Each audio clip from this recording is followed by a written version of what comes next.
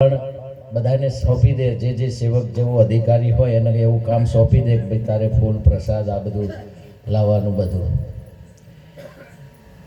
પણ એમની શરત એક કે જે વસ્તુ જ્યાંથી ખરીદો, ચાહે મજૂર હોય, કામનો કારીગર હોય કે ફૂલહાર હોય, ગમે ત્યાંથી કોઈના જોડે તોલમોલ નહીં કરવાનો. એ જે માગે ને એટલું આલી દેવાનું. સાહેબ શરૂઆત આ રીતે ભજન કહેશે, કોઈ દાડો કોઈને મન દુભાઈને માલ નહીં લેવાનો. મેળાવડાની શરૂઆત કેલાય એમ કે શાકભાજી લો તો કે આટલા થયા તો પૂરેપૂરા આપી દેવા. ફૂલા લાયા આટલા થયા તો કે પૂરેપૂરા આપી દેવા. વાસણ ઘસવા વાળા આવે, મેળાવડો પતે તેની પૂરેપૂરું વેતન આપી દેવા. અને કોઈ પણ ખર્ચ કોઈને કાઢવાનું નહીં, બધું ખર્ચ મારા જોડેથી લઈ જવાનું. જો ખુમારી પતા જબ ચલા મેરી હસ્તી કા મુझको સિવા મેરે અપને દૂજા કુછ. આનંદ કેવો કરે સંતો, કેવો મોજમાં રહે.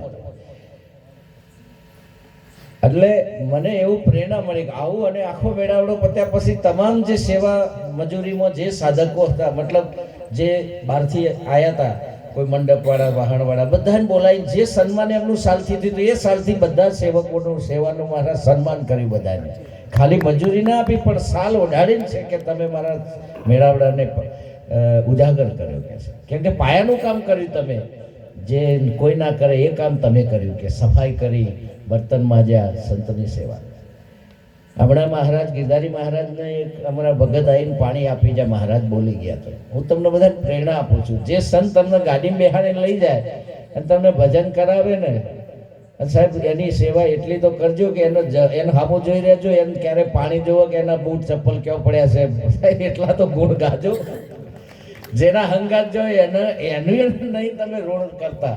સાહેબ કોઈ તમને લઈ જાય હંગાત પોતાની ગાડીમાં બેસાડી અને તમે એની એ સેવાનો નામ ના લો, એમ કહું છું. જે લાઈવ છે એનો તો સાહેબ થોડું તો આટલા તો નરમ થજો.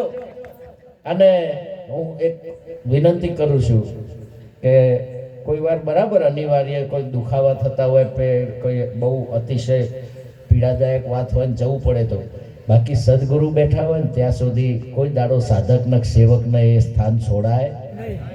ગુરુ જ્યાં સુધી શાસન ઉપર બેઠા હોય ને, સેવકને એક લગ્નિક એમને શું જોવે છે, ભક્તિ આ શીખવાની છે. મારા સંતો એવું કહે છે કે એકવાર લગ્ની લગાવી તો લગ્ની આવી લાગવી જોવે, ત્યાંથી નજર હટે નહીં. આવી લગ્ની લાગવી જોઈએ. એ લગ્ની મેં ક્યાં જોઈ? સત્તારામ ગુરુ મહારાજની ગાદીમાં. સાહેબ કિરણરામ મહારાજના સેવકોમાં મેં રીતપ્રીત જોઈ કે સાહેબ એ ગાદીમાં જ્યાં સુધી એમની ગાદીનો આચાર્ય પુરુષ જેમ કિરણ મહારાજ બેઠા હોય તો એમના 200 આચાર્યો સાહેબ વ્યાસપીઠ ઉપર ના બેસે. કે ગાદીમાં ગુરુ મહારાજ બેઠા છે તો અમારે ત્યાં ના બેસે, આ સામે બેસે. અને એ જે જગ્યાએ કોઈના ઘેર ગયા હોય તો પણ બાપુ જે બેઠા હોય એમના પિતાનો સેવક હોય તોય આજે મહારાજ બેઠા હોય તો એ ભલે એમના પિતાનો સેવક છે પણ એ વડીલ છે, છતાં પણ હાલ બાપુને બાપુના સ્વરૂપમાં જોવે છે. એટલે કદી કોઈ દાડો એમ નહીં. એટલે ઘણી જગ્યાએ ઘણું બધું પ્રેરણાદાયી હોય, શીખવા જેવું હોય. અને આપણે ઉમેરતા જ જઈએ છેલ્લા શ્વાસ સુધી આપણે ભક્તિમાં ઉમેરો. અને વધારો કેવો કરવાનો? ઉમેરવાનું એટલે હું આવું ઉમેરવાનું. જ્યાં જઈએ ત્યાંથી કંઈકનું કંઈક પ્રેરણા ભજનનો લાભ લઈએ. તો હું આ ભવનરામ મહારાજને વિનંતી કરું કે ભવનરામ મહારાજને આ ચીલો પાડ્યો કે ભક્તિ કે ભજન મેળાવડો કરો તો આવું કરવાનો. કોઈને પીડાય નહીં, ડૂબાય નહીં. જે જેવું માગે જેટલું જેનું જે મૂલ્ય થતું હોય આપી દેવાનું. અને પોતાની તિજોરીમાં જ્યાં સુધી હોય ત્યાં સુધી બહારથી લેવાનું. પહેલું પોતાનું ખાલી કરી દેવાનું અને ખાલી થયા પછી કોઈ સાધક સેવકનો. એટલે આ એક મને અલગ ફિલોસોફી. તો બાપુને એકવાર તાળીથી વધાવો કે આવા રહેણી કેણીમાં રહીને જ્યારે ભજનની આપણને મેળાવડાને પ્રેરણા આપતા હોય તો એવા સંતના થોડા અમૂલક વચનનો લાભ લઈએ. ભવનરામ મહારાજ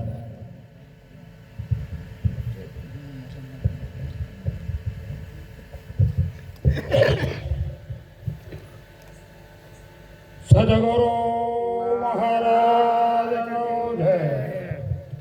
આપણે કાર્યક્રમ શરૂઆત થઈ અને આજ સુધીમાં બધા જે બોલાવે છે બોલાવવાળા જ જે કહે છે, બાકીના કોઈ બોલતા નથી.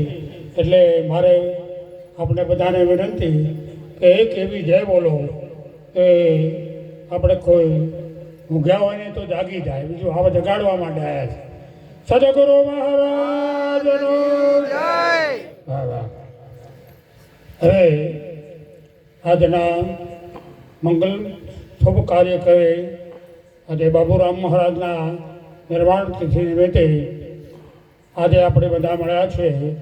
એ બદલ આજે મારે એમ તો કહેવાનું છે કે અમારે પ્રવીણરામ મહારાજના પરિવારને શંકરરામ મહારાજના ખરેખર એક ગુરુનો મહિમા આજે એવો ધપાવ્યો છે કે જોરદાર, કે આજે આપણે એમને વિચાર કરવો પડે કે ખરેખર આખો પરિવાર આ સંપ્રદાયમાં એક રસવશ છે અને ખરેખર આજે ગુરુનો મહિમા વધારવો એ પણ એક મહત્વનો આપણો ખરેખર નિશ્ચય હોવો જોઈએ કે ગુરુ સિવાય આપણા જીવનમાં બીજું કશું ન આવે એવું હોવું જોઈએ.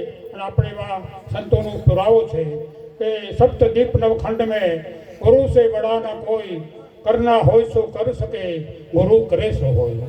આવો અટલ વિશ્વાસ હોય ગુરુ ઉપર. આપણા સંતો પુરુષો એમ કહે છે કે ગુરુના શરણે જાય તો એનો ઉદ્ધાર થાય.